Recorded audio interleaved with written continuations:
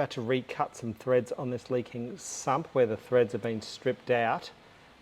Still dripping a bit of oil. It is going to get a little bit messy, but let's see what we can do. I'm going to keep this nice and straight as we go in. With it still flowing, hopefully it washes a lot of those little pieces of metal or alloy out.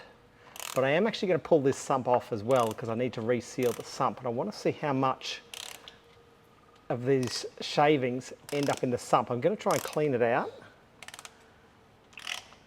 When I've done these in the past, I like the oil still coming out because look how much shavings are just running out of this. We'll go in a little bit more. Now, normally when you're cutting a thread, you go back and forth a little bit, but I kind of want the longer pieces. I don't want to break off the little shavings as we go.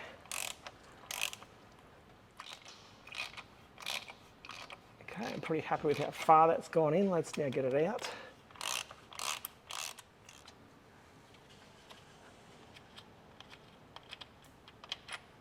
Okay, let's go clean up a little bit. Okay, let me just try and flush as many shavings out as we can.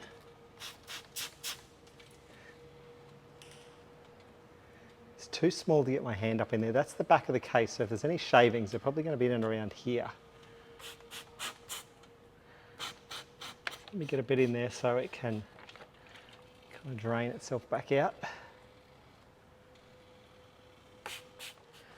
Let me try a bit of an aerosol here. Okay, looking up in there, it looks clean, but I am concerned we're going to have shavings up in here. I can tip a heap of oil in or something to try and flush it out. At this point, I'm just going to test that the new plug goes into the thread nicely, and it does. So I'm just going to sit that there.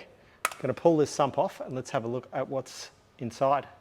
Okay, I've just lifted the engine a little bit. Hopefully we've got enough room to remove this sump. I just got to crack it open off its seal.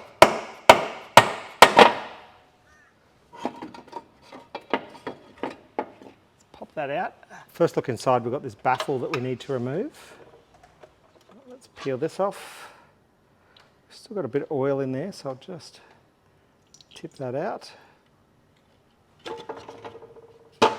Looking in here, I can see a number of metal shavings. There's quite a big piece there.